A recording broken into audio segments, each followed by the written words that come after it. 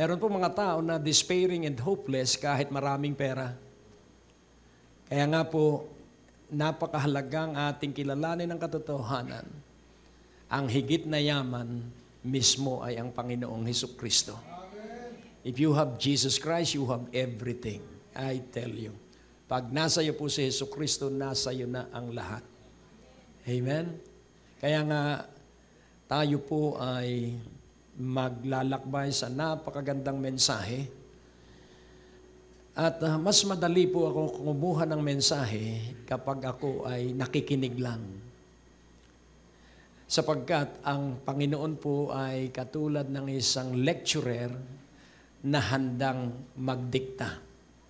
Kaya ngayon pong gabi, nais kong inyong maunawaan na ikaw ay higit pa sa mananagumpay.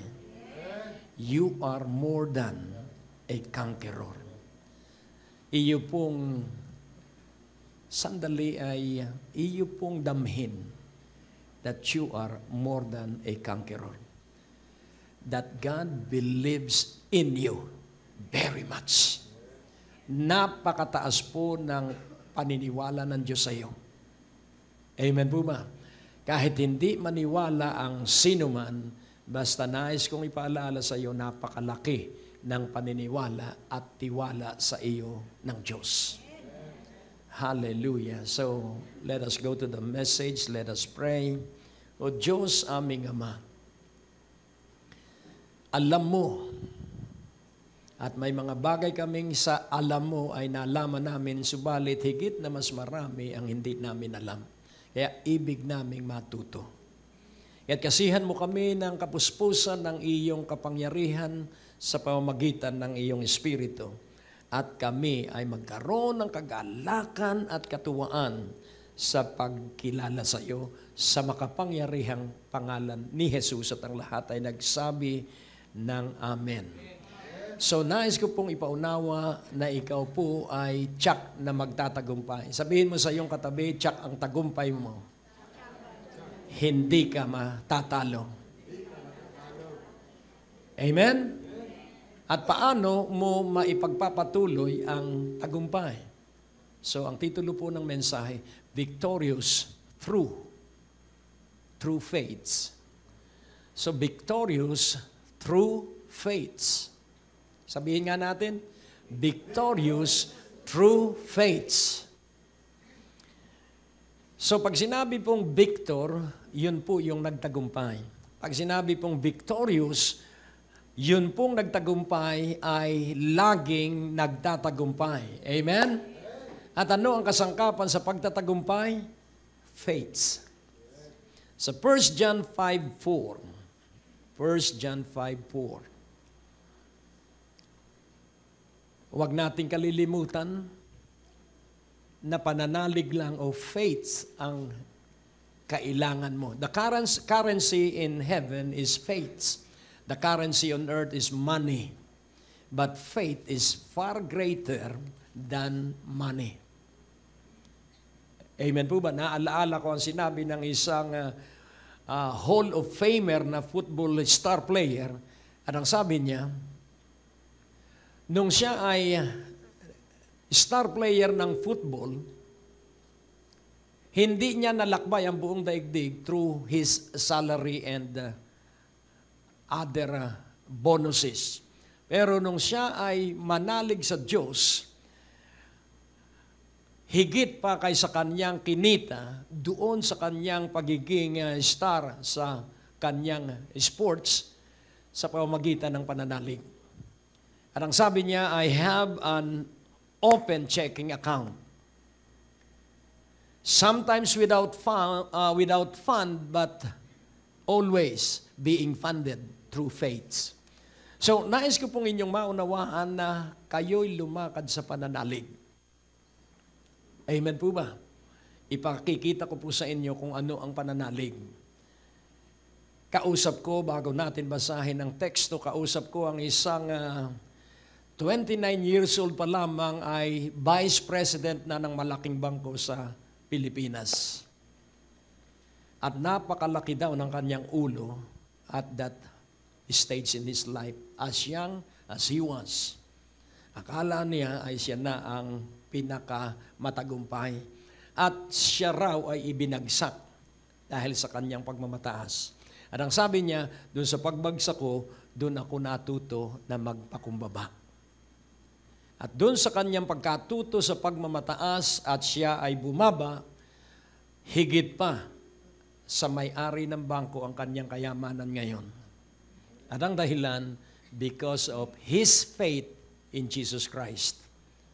At ang isa sa kanyang pinagkukunan ng kanyang patuloy na pag-unlad at paglago sa kanyang pananalig ay ang ating palatuntunan. Isa yon sa marami niyang sinusubaybayan. At sa sobrang galak niya, siya ay laging nagbibigay ng financial support. At ang sabi niya, minsan kami magkausap at ako ay tumutulo ang luha sa pagpapasalamat sa kanila dahil consistent sila, monthly sila na very supportive financially. At ang sabi ko, salamat sa inyong kabutihang na pagsuporta sa gawain. At ang sabi niya, kami nga ang dapat magpasalamat dahil sa iyong palatuntunan, kita ko kung gaano kalaki sa Diyos ang kaluwalhatian, kung gaano kalaki ang iyong pagnanais kahit napakamahal ng television broadcast. Kung paano alam kong hindi mo yan kaya, kung hindi ka sinasamahan ng Diyos, hindi ka makapagpapatuloy. Lalong tumulo ang luha ko at sapagkat yun ang katotohanan. Life is always by faith. Kaya ang sabi niya, sabi ko sa aking mga anak, puro scholar yung kanyang anak at nasa mga mamahaling eskwelahan. At ang sabi niya, iisa ang aking rule sa inyo. Education is not number one. So nagulat ako dahil intellectual na tao ito at ang education ay parang hindi niya ipinahahalagahan. At ang sabi niya, ang rule ko sa mga anak ko, fear the Lord first. Sapagkat the whole duty of man is to fear the Lord. And the fear of the Lord is the beginning of wisdom. And the fear of the Lord is departing from evil. So pag pinagdugtong-dugtong mo po yan, aangat ka at ikaw ay lilipad. Amen? Hallelujah! So, nagdugtong siya at ang sabi niya, pero ini-implement ko rin at stricto kaming mag-asawa na sila ay mag-aral. Kaya nasa medicine proper na yung kanyang panganay at yung dalawa ay nasa dalawa pa rin magandang course. Yung isa ay management at ang kanyang tanging pangarap sila ay lalong magpatuloy sa pag-aaral. Kaya nais ko pong ipaunawa, ikaw po ay mananagumpay, higit pa sa mananagumpay. So ang teksto po natin sa 1 John 5:4, for whatsoever is born of God overcometh the world. So ating pansinin po yung word na overcome. Paano mo mauunawa para sa iyong pangaraw-araw na buhay yung overcome?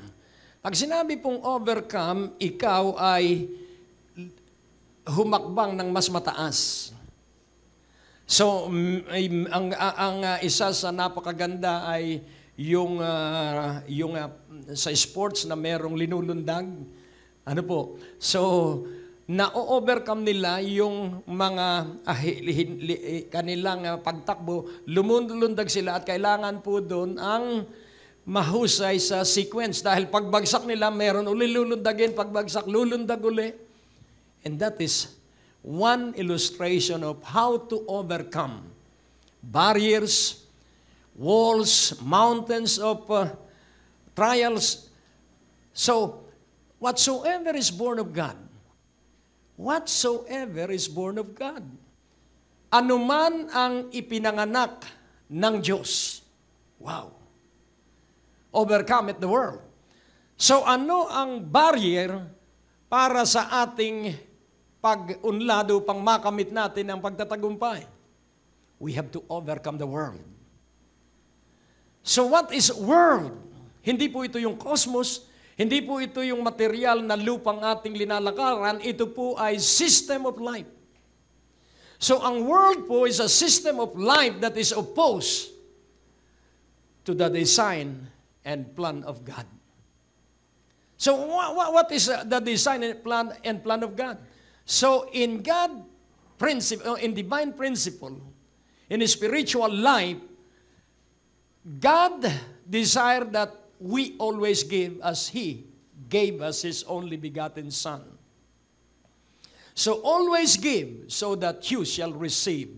Always plant a seed so that you will harvest what you have planted. Amen po ba? So that is the divine plan of heaven. Dahil lahat ng nasa atin ay galing lang sa Diyos, pati katalinuhan natin. Hininga lang ng Diyos ang ating buhay.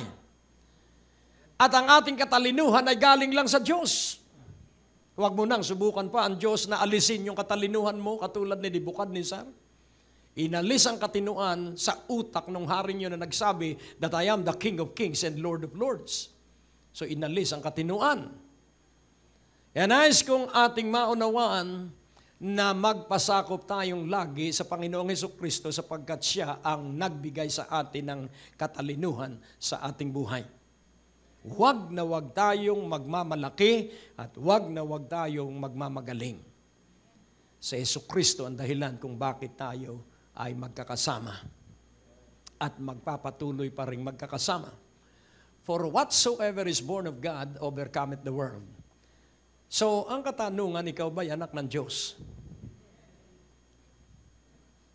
It seems as I hear your faint answer to my question. Napakatinis yung sagot ninyo doon sa aking tanong. Kayo ba'y anak ng Diyos? Para bang unsure kayo? Malaking problema para sa isang pastor yan. So, kailangan gawin ko ang homework ko, kailangan manalangin ako para magkaroon kayo ng boldness at sabihin, anak ako ng Diyos.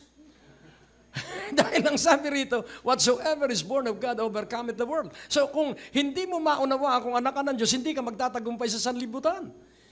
Tatanungin ko, iniibig mo ba ang Panginoong Hesukristo? O, dapat matapang ka. Sapagkat ang umiibig kay Hesukristo, matatapang. Amen? So, ngayon, ang pangalawang tanong na unang tanong, anak ka ba ng Diyos? Ayun, purihin ng Panginoon. Para tayong grade 1 lagi.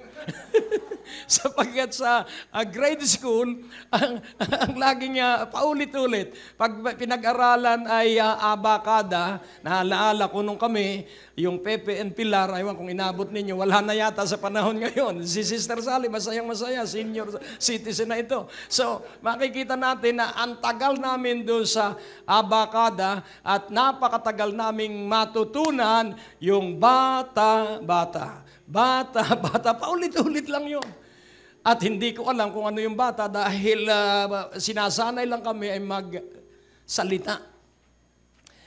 Kaya tatanungin ko uli kayo na hindi ko na kayo pangungunahan, anak ba kayo ng Diyos?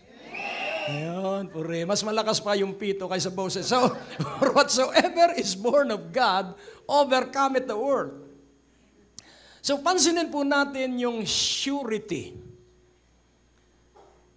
Kapag ikay anak ng Diyos at sumigaw ka kanina na anak ka ng Diyos, mapagtatagumpayan mo ang sanlibutan. Amen po ba? Ano po ba ang sanlibutan? Ang sabi nga ng isang mangangaral na hinahangaan ko, ang sabi niya, you know, that people in the world is like joining in a rat race. Di po ba nakakita ninyo yung ekspresyon na life on earth is like a rat race? At ang sabi niya, whoever win the race is the big rat. So, nanalo nga pero para lang siyang daga. Kaya nga ating unawaing mabuti, for whatsoever is born of God overcometh the world. And this is the victory. So, kapansin-pansin po, overcometh the world, victory that overcometh the world. So, alin ang una? Victory or overcoming? Overcoming. For whatsoever is born of God overcometh the world, and this is the victory that overcometh the world. Alin ang una? Victory or overcometh? Victory! This is the victory that overcometh the world. Even our faiths. Hello? Yun pong first part, whatsoever is born of God overcometh the world, and this is the victory that overcometh the world, even our faith. So what is the victory? Our faith. Amen po ba? So everything is start by faith. Kaya sabi ng Panginoon, I am the Alpha and the Omega, the beginning and the ending. From the start of our being a child of God, we have to live by faith, not by our senses. Amen po ba? So we live by faith, not by sight. So what is our instrument for victory? Faith. So if you have faith, you shall overcome the world. If you have faith, you shall mortify the flesh. Kapag ikaw po ay may pananalig, magtatagumpay ka sa sanlibutan. Kapag ikaw may pananalig, masusupil mo ang laman. These are the two arch enemies that we have, each one of us. The world and the flesh. Kaya kung hindi ka po mabubuhay sa pananalig, the influences of Satan might creep in. Yun pong influensya ni Satanas ay maaaring makasingit. Pero wag mong pagbibigyan ang kaaway na makasingit. Amen? Amen. Tingnan mo ang iyong katabi, sabihin mo, wag mong pagbibigyan ang sumisingit. Praise God. So sabihin mo, I am a child of God. And my faith overcometh the world. Oh, ang Diyos po ay napakabuti. Tatanungin kita, ano yung gustong-gusto mong makamit sa iyong buhay, na hirap kang ito ay makamit? Isinuko mo ba yung iyong pagnanais na makamit mo yung gusto mong makamit sa iyong buhay? Sumuko ka ba doon sa mithiin mong maganda dahil lamang ikay nahihirapan? Nais kong iyong maalaala lagi na merong kamay na hindi mo kita na laging nangunguna sa iyong buhay. There is a helping hand that always go before you. Siya po ang nag-aalis ng sagwil. Siya po ang nag-aalis ng mga hadlang. Siya po ang bumabasag ng mga kuta ng demonyo. Kaya kailangan pong magpakaalam ka sa iyong relasyon sa Diyos. At walang relasyon na uunlad kapag hindi mo alam ang tipan ng Diyos. You have to know the covenant. Because every move of God is based on the covenant. Ang lahat po ng pagkilos ng Diyos ay nakatuon ay sa tipan ng Diyos. At ano ang tipan ng Diyos? Na kay Jesucristo, ikaw ay may buhay na walang hanggan. Alam mo ba na ikaw ay may buhay na walang hanggan kay Jesucristo? For God so loved the world that He gave His only begotten Son. Love always give. So when you say that you love your child, you will always give and supply the need of your child. So love is not just a feeling. Love is sometimes, and most of the time, should I say, is an act of the will. So when you say that you love your mother and father, that means that you will give what they need. Amen? Habang tumatanda po ang mga magulang, kaunti na lang ang kailangan nila. Dati, nung ako ay bata pa, ay talagang kilo-kilo yung kinakain ko. Siguro mga 3 platong kanin at siguro yung mga ulam pa. Pero habang tumatanda ka pala, kumukonti na ang iyong kailangan at nawawalan ka na ng gana doon sa maraming pagkain. Hindi ko alam kung bakit, siguro nagsawa na lang. Pero Kahit po kakaunti ang kailangan ng iyong magulang, yun pong kaunting yun ay malaki sa kanila kapag galing sa iyo. Amen po ba? Kaya kailangan magpaligaya ka ng iyong magulang. Huwag mo sasabihin na mayaman naman sila at ikaw na lang ang hingi ng hingi. Huwag po. Hayaan mo namang magbigay ka kahit na mas malaki ang ibibigay sa iyo kaysa iyong ibinigay. Ang mahalaga po ay nagbigay ka kahit maliit. Mukhang ayaw ninyong bigyan ng inyong magulang. Kaya nga po, yun po ang isa sa susi ng maunlad at pinagpalang buhay. Kaya nga, ikaw po ay higit pa sa mananagumpay. In Christ, we are more than a conqueror.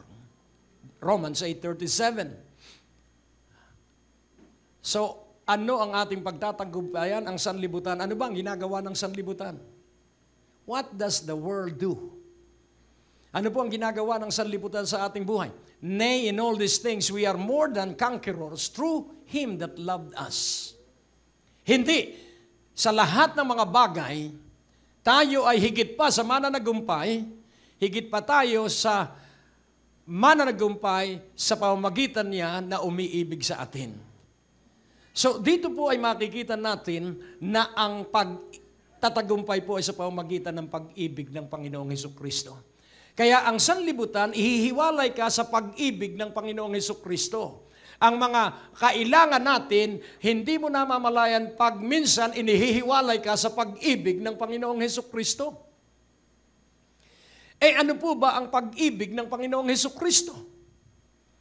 So ang pag-ibig po ng Panginoong Hesukristo ay pagbibigay sa atin ng buhay na walang hanggan. Kaya kailangang maunawaan mo at huwag kang aalis sa pag-ibig ng Panginoong Hesukristo.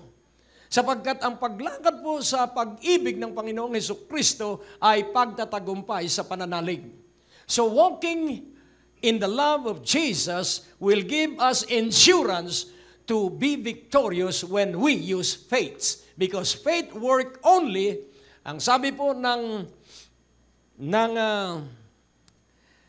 Galatians 5:6, ano po ang sabi ng Galatians 5:6?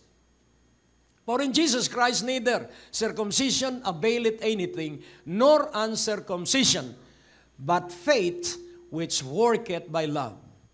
So if you are not in love with God, if you are not in love with the Word of God, if you are not in love with your spouse, if you are not in love with your children, lack of love will nullify faith in your life. So yung kakulangan po ng pag-ibig ang siyang magpapawalang bisa sa pananalig. Ano nga ba ang pananalig? Ang pananalig ay pagtitiwala sa Diyos, ang pananalig ay pag-asa sa Diyos, ang pananalig ay paniniwala sa Diyos. Purihin ang Diyos at ako po galak na galak at kitang-kita sa aking mukha ang sobrang katuwaan.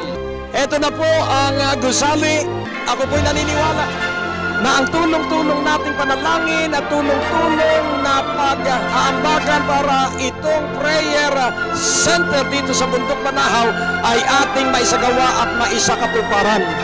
Kaya laging tandaan po natin na kapag ibinigay sa atin ng Diyos ang pangitain at iniutos na ating ito ay simulang gawin, ako po'y naniniwala na ang lahat ng karunungan, lahat ng kakayahan, lahat ng katapangan ay ibubuhos sa atin ng Diyos.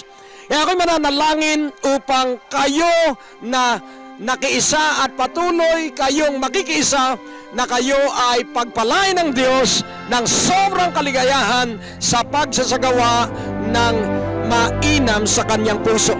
O Diyos, aking Ama, salamat sapagkat yung alab ng mga kapatiran ay kanilang ibinuhos at dalangin ko na ang bawat isa ay muling maging napakaalab kaysa dati upang matapos namin ang iyong ipinagagawa sa amin na aming isinakatuparan. Ikaw ang aming pag-asa. Bumuhos ang iyong pagpapala sa bawat isa at maranasan nila ang kaibang-kaibang pagpapala. Sa makapangyarihang pangalan ni Jesus. Amen. Tapos na naman po ang ating palatuntunan at nais po naming makarinig mula sa inyo. Maaari po kayo sumulat sa PO Box 4135 Manila o mag-text sa mga numero na nakikita nyo sa ating screen o tumawag sa mga telepono na inyo pong nakikita din sa ating mga screen at handa po kaming makarinig mula sa inyo ng patotoo ng pagpapala at biyaya at tagumpay. At kung kayo po ay napagpala sa palatuntunan ito, maaari nyo pong ipadala ang inyong mga kaloob sa iba't ibang sangay ng Bangko de Oro sa buong Pilipinas at maihatid ang mabuting balita sa lahat ng panig ng bansang Pilipinas. At kung kayo po ay wala pang dinadaluhang panlingguhang gawain, inaanyayahan po namin kayo sa 2nd floor, Medicor Building, Ortigas Avenue, Green Hills, San Juan, alas 9:30 ng umaga at alas 4:30 ng hapon. Lahat po ay welcome sa gawain ito. At tuwing araw ng Biyernes, meron po tayong Night of Revival sa ganap na alas 6 ng gabi dito rin po sa Green Hills, San Juan. Magsama-sama tayo sa palatuntunan ito sa ganito rin pong oras at patuloy ninyong maranasan ang biyaya at kasapatan ng ating Panginoon, and it's always a great day to live.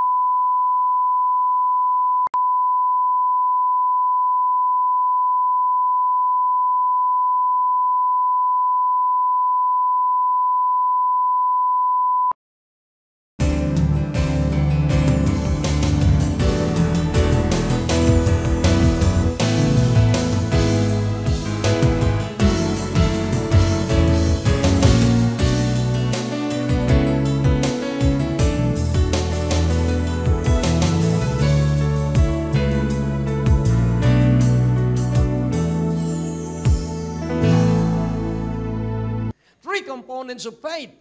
Faith is believing God. Faith is trusting God. Faith is expecting God for the best. Laging best ang gagawin ng Diyos. Amen po ba? Kaya kailangang siguraduhin mo na ikay nabubuhay sa pananalig. At ang pananalig po ay paniniwala sa hindi nakikita. Kasama na natin ang ating mga kayamanan, hindi mo lang tinutuklas dahil kung saan-saan ka nakatingin. Tingnan mo ang iyong katabi, alam mo ba na ikaw ay napakayaman? Yung iyong maliit na utak ay hindi kayang kopyahin ng mga sayantipiko. Yung iyong dalawang mata ay hindi kayang igawa ng kamera sapagkat yung dalawa nating mata, pag tinignan natin, kahit ka na colorblind, by color pa rin. Hello? Hangang-hanga tayo sa mga inbensyon ng tao pero kailanman hindi mo hinangaan yung iyong mata.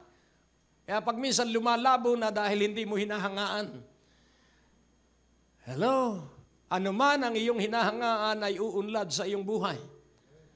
Paikot-ikot ka marahil sa salamin araw-araw at hindi mo matanggap ang iyong kulay. Laging tandaan mo, ikaw ay maganda sa paningin ng Diyos. Hindi na bali sa paningin ng tao, basta sa paningin ng Diyos, tinitiyak ko sa iyo, maganda ka sa Kanya sapagkat Siya ang lumikha. Amen, hallelujah. Purihin ng Panginoon. Hanggat hindi mo matanggap ang iyong pagkatao, walang tatanggap sa iyo. Hello, kailangang paniwalaan mo muna na ang Diyos tuwan-tuwa sa pagkalikha sa iyo. O, purihin ng Panginoon. Yun po ay dapat mong maunawaan at iyo pong panindigan. At babala lang po, warning, kung nabigo man ang mga ninuno natin, kung nabigo man ang ating mga magulang, hindi na mauulit sa iyo yun kung ikaw ay magpapasya ngayong gabi. Changes in life start in a decision. Decide tonight na kaibang lahi ka. Amen. Decide tonight na sa iyo magsisimula ang bagong generation. Generation of overcomers, generation of triumphant people. Oh, purihin ng Panginoon. So live in love. Ikaw ba ay nakapagtitiis hanggang ngayon doon sa iyong pangarap? Mangyayari po yan. Makakamit mo yung iyong pangarap. Do not stop. Press on and keep going and believe. Never quit. Never surrender your resolve. So, magpasya ka ngayon na ikaw ay nasa pathway, nasa landas ka ng mga mananagumpay. Ngayon, paano natin ito gagawin? Ano nga ba ang pananalig? So what is faith? Ang sabi nung iba, ang term nung isang aklat sa isang lalaki na napakatindi ng kanyang pananalig, lahat ng sakit at karamdaman pag kanyang iniutos na mawala sa katawan ng dumadalo ng kanyang revival, nagsisigaling. At ang tawag doon sa kanyang pananalig ay reckless faith. Ano po ang reckless? Ito po ang larawan ng reckless. Kahit na red ang traffic light, siya ay lalagpas. Ano po ang reckless? Kahit na makitid at bangina yung tagiliran, ang speed pa rin niya ay 50. That is reckless. Pero pansinin po natin, reckless faith, ang ibig sabihin, ay wala siyang pakundangan, basta siya'y nananalig sa Diyos at anuman ang sabihin ng sino mang tao, hindi niya pakikinggan yon sapagkat siya ay may pananalig na hindi pwedeng hadlangan, na hindi pwedeng pigilan sapagkat siya'y naniniwala na na kay Jesucristo ang lahat ng katugon at kasagutan sa kanyang mga katanungan. Oh, hallelujah! Ngayon, ang sabi po ng Hebrews 11:6, para lalong magliwanag sa inyo ang pananalig. Alam niyo ba na ang promosyon mo ay magbubuhat ay sa Diyos? Hindi sa kanino man tao. Kaya huwag ka nang magbibigay pa ng regalo doon sa tao. Ang gamitin mo iyong tuhod at iyong iluha yung tao para hipuin ng Diyos at basagin ang puso. Ano po? Regalo ka ng regalo, tapos pag hindi ka napagbigyan, galit ka doon sa renigaluhan mo. Anong uri ng pagbibigay ng regalo yon? Magagawa mo namang lumuhod ka at sabihin mo sa Panginoon, iyo pong hipuin ang kanyang puso. At hanggat hindi pa nahihipo, luhod ka uli. 7 times na dumalangin si Elijah sapagkat eksakto ng 3.5 years. At ang sabi ng Diyos sa kanya, after 3.5 years is completed, uulan na.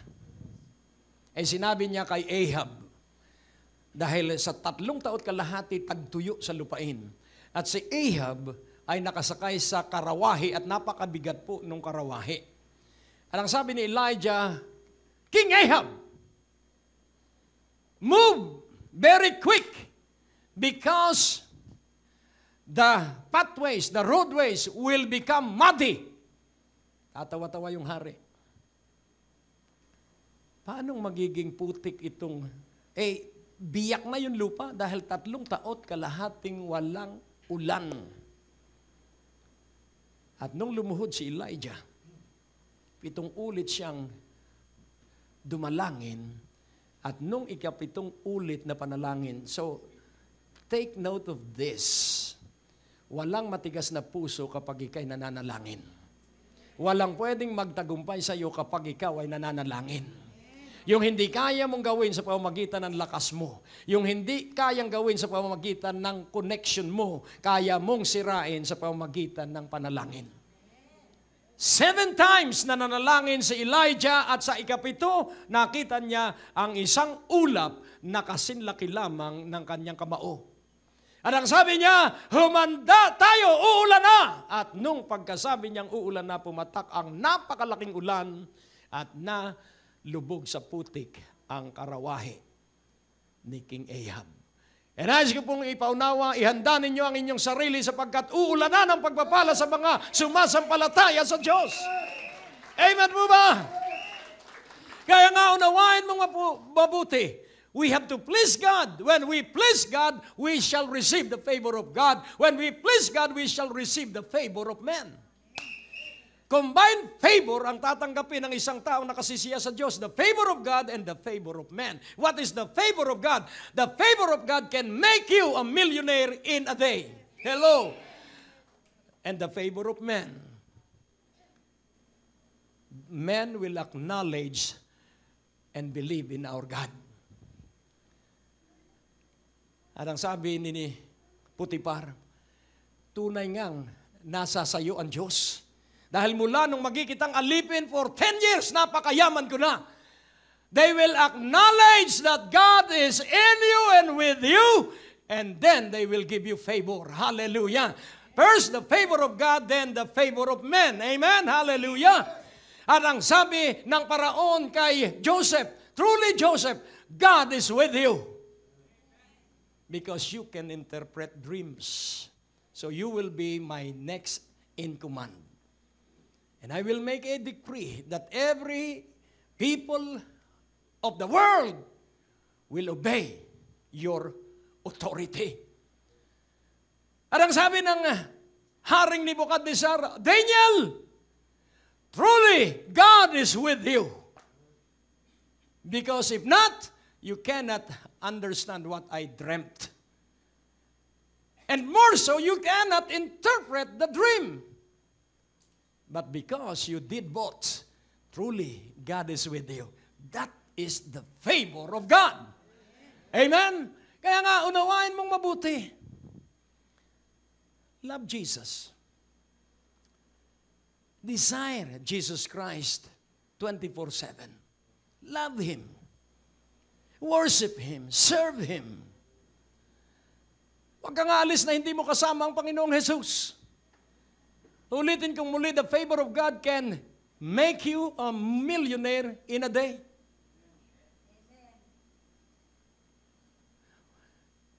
Faith is incredible. You cannot believe it because you are in a box. The worldly and natural standard of the whole earth imprisoned us into a box of tourists. Basagin po natin yung mga tsuris ng daigdig at lumipat tayo sa prinsipyo ng langit. Amen. Hallelujah. But without faith, it is impossible to please Him. Without faith, it is impossible to please Him. And the reason and the purpose of our being created by God is to please Him. Amen po ba? Kaya kung hindi mo nabibigyan ng kasiyahan ng Diyos, mapapagod ka sa iyong buhay. Tingnan po natin sandali ang Revelation 4:11. Chapter 4, verse 11. Huwag po natin kalilimutan kung ano ang layo na tayo linikha. Thou art worthy, O Lord, to receive glory and honor and power. For Thou hast created all things. Kasama po kaya tayo doon sa all? For Thou hast created all things, and for Thy pleasure they are and were created. For Thy pleasure. So alisin natin yung URE at ating palitan yung URE. Alisin natin yung UR. Ano ang matitira sa pleasure? Please. And for Thy pleasure. So we were created to please God. Tayo linikha para bigyan ng kasiyahan ng Diyos. Kaya kung aalisin mo yung letrang E sa please, pleasure, to please God, ano ang mangyayari pag inalis mo yung S, plea? Ano po sa Tagalog ang PLEA? Pakiusap. Eh kung maging F yung P, anong mangyayari sa flee? Ano sa Tagalog ang flee? Kaya nga, nais kong inyong maunawaan, the purpose of why God created us is to give Him pleasure. And the only way to please God is by faith. Amen po ba? Sa 14:7 ng Romans, 14:7 ng Romans, ano po ang sabi doon? For none of us liveth to himself. Please break the selfish life. Ano po ba ang flesh? Ang flesh po, pag binasa mo ng pabaliktad, ay self. H-E-A-L-F. At pag sinabing selfish, ang ibig pong sabihin ay makasarili. At sino po ang taong makasarili? Ang taong gumigising ng maaga para maghanap buhay. At natutulog dahil sa kapaguran na hindi man lang pinasalamatan ang Diyos na lumikha sa kanya. Ang pinakamagandang pong offering sa Diyos ay thanksgiving. I will give you praise, I will offer you thanksgiving, I will offer you praise. Kaya laging kailangang meron tayong pagpapasalamat sa Diyos, for none of us, walang sino man sa atin ang nabubuhay para sa sarili. And no man dieth to himself, at walang sino mang taong mamamatay sa kanyang sarili. So, kanino tayo mabubuhay? Sa verse 8. For whether we live unto the Lord. And whether we die unto the Lord. Whether we live therefore or die, we are the Lord's. So, atin pong basahin ng pabaliktad. We are the Lord's. We are the ownership. We are the property of the Lord. Hello? Yun pong apostrophe S sa Lord ay, ang ibig pong sabihin nun ay ikay pag-aari ng Panginoon. At dahil ako'y pag-aari ng Panginoon, ikay pag-aari ng Panginoon, bahala sa atin ang may-ari sa atin. Amen. Hallelujah. Kung saan niya tayo dalhin, siya ang masusunod sapagkat siya ang may-ari sa atin.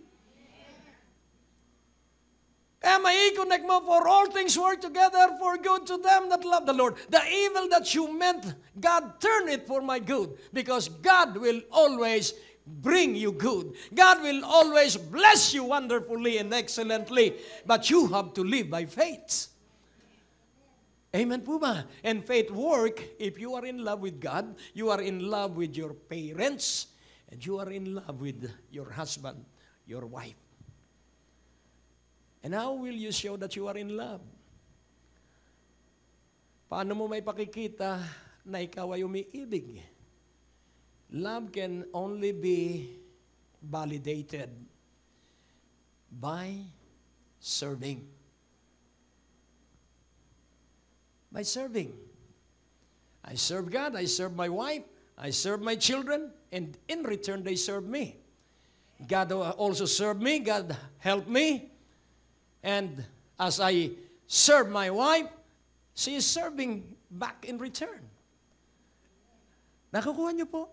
Kaya nga ating unawain, whether we die unto the Lord.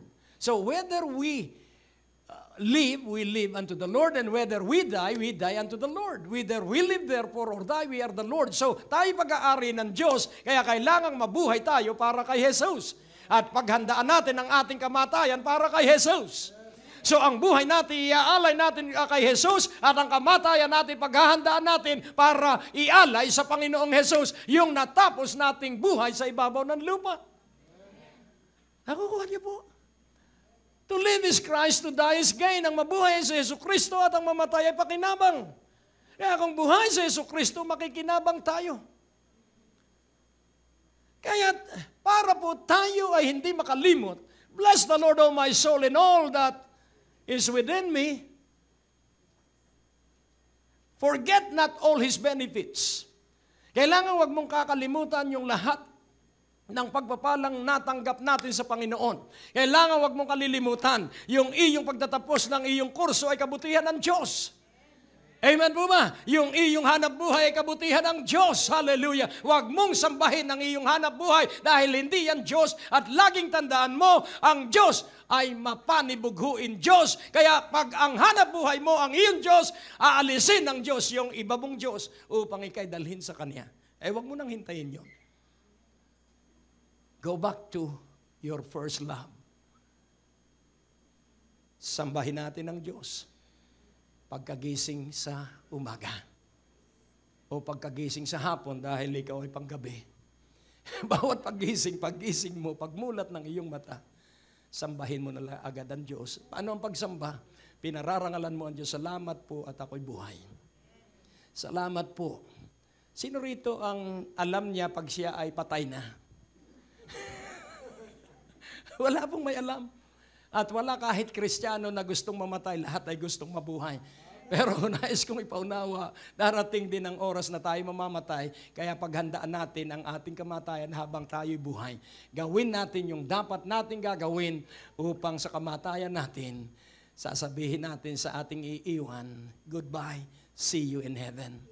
Amen. Hallelujah. O purihin ng Panginoon. Malayo pa yon. For whether we live unto the Lord, and whether we die unto the Lord. Whether we live therefore or die, we are the Lord. So, pansinin po natin, ang sabi po doon sa Hebrews 11:6, it is impossible to please God, and faith is this. Dito po, nakalaraw at alam na ninyo ito. For he that cometh to God. So, what is faith? It is an act of the will. Bakit ka narito? Because your will power is healthy. Amen po ba? If you did not act on your will, wala ka dapat dito. Dapat nasa iba kang lugar. So, narito ka because you are exercising your faith. But without faith, it is impossible to please Him. For he that cometh to God must believe that He is. That He is Elohim. That He is Adonim. That He is Elroy. That He is God. Forever alive. So believe that He is God and that His mighty helping hand is with you, with us, with me, and that He is a rewarder of them that diligently seek Him. Of them that diligently seek Him. Sa iyong hanap buhay, hanapin mo ay ang Diyos. Sa iyong propesyon, ang hanapin mo ay ang Diyos. Ano po ang ibig sabihin ng paghanap sa Diyos? For whatsoever you do to the least of your brethren. Kaya yung profession mo ay gamitin mo sa pagtulong sa mga aba. Kailangan ang iyong palatuntunan at pangarap sa buhay, meron pong segment na para sa mga kapuspalan. Kung meron ka 100 piso, at least 15% doon ay para sa mahirap. Iba pa yung 10%. Iba pa yung offering. Kaya kung i-add up mo yon sa Israel, 20% talaga ang inaawas sa kanilang income. Kaya nga, unawain nating mabuti. Faith is coming to God, and coming to God is to believe God at all times, and then coming to God is to seek Him diligently. And seeking Him is doing favor to our fellow men. Kaya nga po, meron pong tinatawag na no faiths, great faiths, at meron pong tinatawag din na small faiths. Pero nais kong maunawaan ninyong mabuti, you have a conquering faiths. You have a shielding faiths. So ang nasa iyo pong buhay ay pananalig na nagpuprotekta sa iyo. Ang nasa iyo pong buhay ay pananalig na sumasakop at nagtatagumpay. Amen po ba? So atin pong unawain, we were saved by grace through faith. So we are victorious through faith. Amen po ba? So by faith, we are conquering. By faith, we are winning. By faith, we are triumphant. By faith! By faith. Kaya nga po, gamitin mo ang iyong pananalig. Because faith without work is dead.